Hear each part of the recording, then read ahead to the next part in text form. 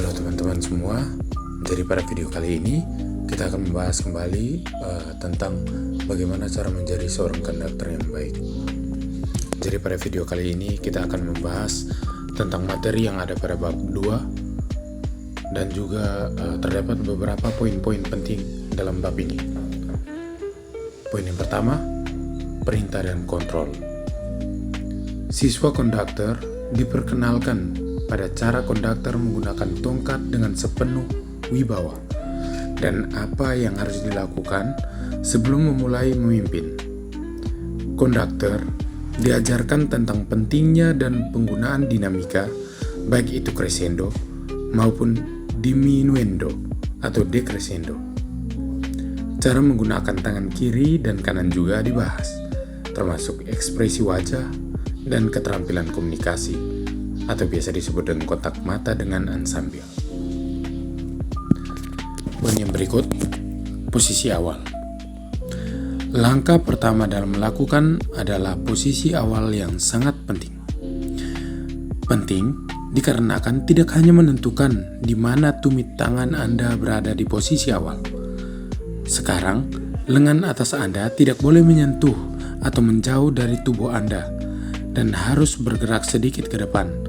Jika Anda menggunakan tongkat konduktor atau tongkat, telapak tangan kiri harus sedikit terlihat dan jari-jari Anda harus lurus ke atas agar dapat dilihat oleh pemain Anda.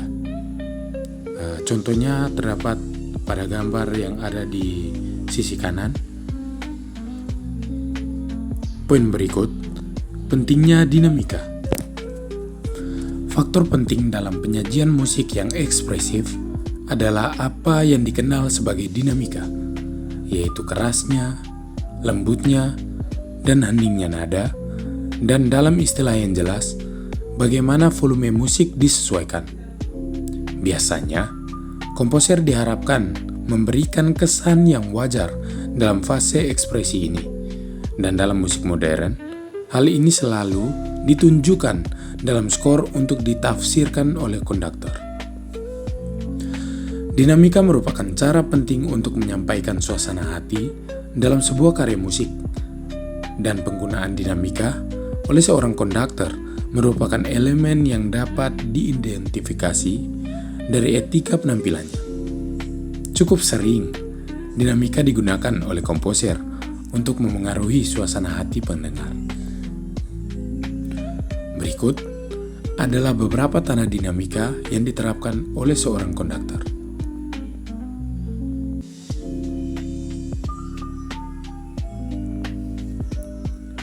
Poin yang berikut, puncak atau klimaks.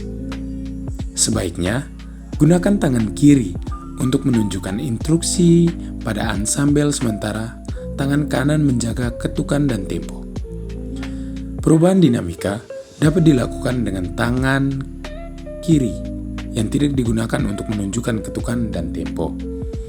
Tangan kiri ditunjukkan dengan gerakan ke atas dan mengangkat tangan kiri secara bertahap, atau biasanya telapak tangan ke atas, dengan ketegangan yang meningkat di lengan bawah yang menunjukkan crescendo. Tanda crescendo menandakan peningkatan volume atau penyaringan nada secara bertahap yang disingkat sebagai crest, yang merupakan simbol melambangkan crescendo. Poin yang berikut, diminuendo atau biasa disebut dengan decrescendo. Berbeda dengan crescendo, diminuendo atau decrescendo berarti mengurangi volume atau kekerasan secara bertahap dengan gerakan ke bawah, biasanya telapak tangan ke bawah, yang juga disingkat decrest sebagai simbolnya. Sekarang, putar telapak tangan Anda secara perlahan untuk menghadap pemain dan turunkan perlahan hingga mencapai titik fokus. Dinamika dapat disesuaikan dengan menggunakan berbagai gerakan. Dalam situasi di mana konduktor menunjukkan telapak tangan kirinya dengan cara menurunkan kepada pemain, mereka harus menunjukkan penurunan volume yang merupakan indikasi decrescendo atau diminuendo. Poin berikut, tangan kiri. Tangan kiri merupakan alat yang sangat penting dalam memimpin, dan penggunaan tangan kiri secara efisien akan meningkatkan komunikasi Anda dengan ansambel. Gunakan tangan kiri Anda untuk memperjelas gaya, suasana hati, atau ungkapan yang merangkup dinamika. Dan dinamika ditunjukkan dengan berbagai cara.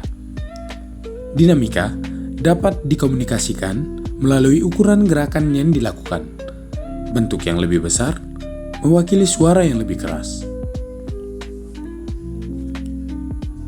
Poin berikut, tangan kanan.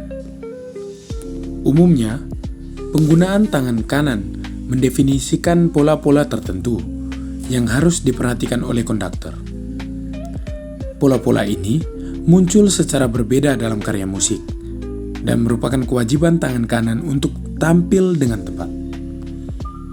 Namun, beberapa pola ini disesuaikan dengan ekspresi musikal, seperti menjaga tempo selama pertunjukan, dan jika ada perubahan waktu, dan juga untuk mengomunikasikannya secara efektif kepada ansambel.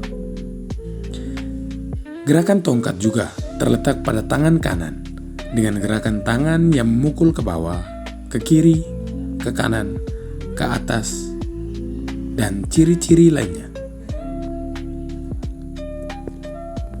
Contohnya terdapat pada gambar yang ada di samping sisi kanan. Poin berikut, kontak mata. Sebelum memulai memimpin, berikan pandangan optimis dan memberi semangat atau semangat yang tinggi kepada seluruh anggota, karena mata merupakan sarana yang sangat berharga untuk membangun kontak pribadi antar anggota. Konduktor dan pemain.